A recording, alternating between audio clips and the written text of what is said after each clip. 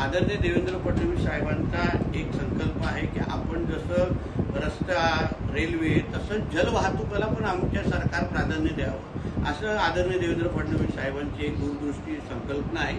त्याचा धागा धरून लवकरच एक रोरो सर्व्हिस जी मांडवा आणि माझगाववरून थेट रत्नागिरीमध्ये तुमच्या 3 तासामध्ये पोहोचेल, मालवणमध्ये आणि विजयदुर्गमध्ये 4.5 तासामध्ये 4.5 तासामध्ये पोहोचेल। ज्या रोरो सर्व्हिसमध्ये 100 गाड्या आणि 500 पॅसेंजर आम्ही माझगाववरून लवकरच सोडणार आहोत। ती मोठी बोट किंवा क्रूज आता महाराष्ट्रामध्ये आणि आमच्या किनारपट्टीकडे आलेली आहे। जसंच आमचे आदरणीय देवेंद्र फडणवीस साहेब त्याची पाहणी करतील, लवकरच आम्ही ती पूर्ण बोट गणेश चतुर्थीच्या अगोदर आम्ही प्रवासी भाडे किती अपेक्षित ते आता एकदा सगळं ती बोटीची निश्चित झाल्यानं प्रवासी भाड्याच्या संदर्भात आम्ही वेगळी बैठक घेऊन त्याच्यासाठी वेगळी पत्रकार परिषद घेऊन तुम्हाला एक चांगली बातमी आम्ही देऊ। कायमस्वरूपी जलवाहतूक त्याच्यानंतर कायमस्वरूपीच आहे। दररोज जी सुरू होणार, जी गणपतीच्या निमित्ताने श्री गणेश आम्ही करणार आहोत ती दररोज सुरू होणार। रोज जी ती रोरो बोट इथे येईल, इथे 2 तास थांबणार, परत त्याच दिवशी परत जाणार, दुसऱ्या दिवशी परत येणार।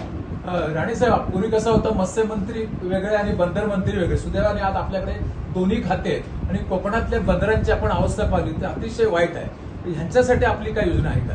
बघा, त्याच्यासाठी खऱ्या अर्थाने तुम्ही आदरणीय देवेंद्र फडणवीस साहेबांचे आभार मानले पाहिजे की ह्या सरकारमध्ये त्यांनी दोन्ही खाते एकाच आमदाराला किंवा मंत्र्याला दिलेली आहे आणि ते पण कोकणाच्याच आमदाराला ही जबाबदारी दिली असल्यामुळे मला असा विश्वास आहे येणाऱ्या कालावधीमध्ये आपल्याकडे राज्यामध्ये असलेली बंदरं, उदाहरण वाढवण बंदर तर मोठं बंदर आपल्या राज्यामध्ये येत आहे, त्यानंतर एक 15 ऑपरेशनल बंदरं जे आपल्या राज्यामध्ये आहेत त्यालाही ताकद देण्याचं काम, आर्थिक ताकद देण्याचं काम आमचं सरकार करत आहे।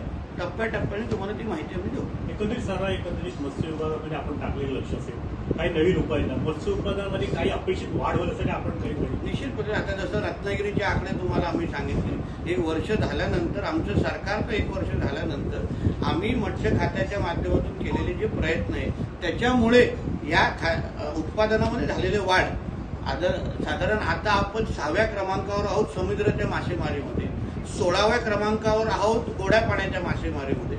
आमचे प्रयत्न आहे की आम्ही पहिल्या 5 मध्ये आमच्या राज्याला आंध्र आणि केरळच्या तुलनेमध्ये आणण्यासाठी आमची तयारी आहे आणि त्या दृष्टिकोनातून आम्ही उपाययोजना राबवतो। साहेब, कोकणातील अनधिकृत मासेमारीवर बंधन आणण्यासाठी आपण ड्रोनची संकल्पना आणली आणि त्याला चांगला प्रतिसाद मिळाला, आज मत्स्य उत्पादनात वाढ झाली अशी बातमी आहे, नेमकं काय? बातमी नाही, त्या बाबतीमध्ये आमचे फिशरीज कमिशनर तावडे येऊन स्वतः येऊन तुम्हाला अधिकृत माहिती देऊन गेलेली आहे।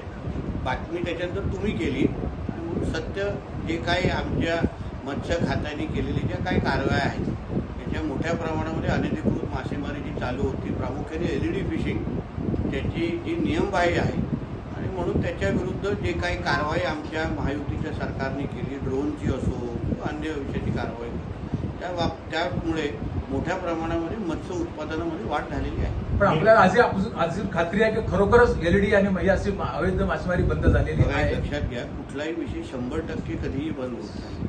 आमचे प्रयत्न सुरू आहेत, वर्षानुवर्ष जे काही LED मासेमारी सुरू होती त्याच्यामध्ये आळा आणण्यामध्ये आम्ही थोडे यशस्वी झालेलो आहोत। अजून 100% आमचे प्रयत्न सुरू आहे।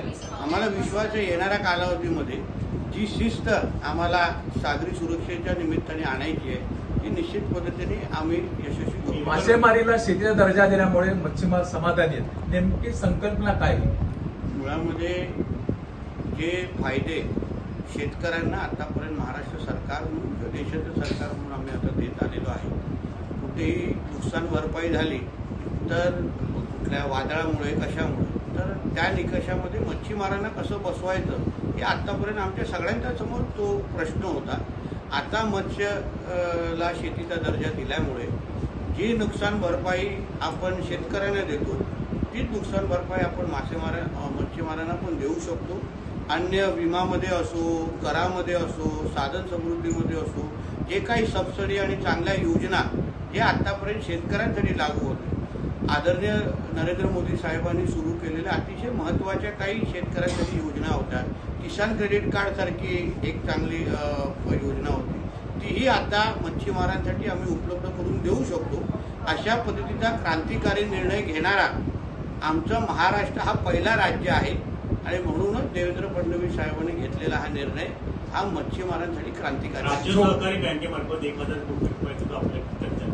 त्याच्यात नेमकं काय उपाययोजना आहेत, काय भविष्यात बघा, आतापर्यंत ज्या जिल्हा बँका आहेत त्या शेतकऱ्यांच्या बँक म्हणून ओळखल्या जायच्या.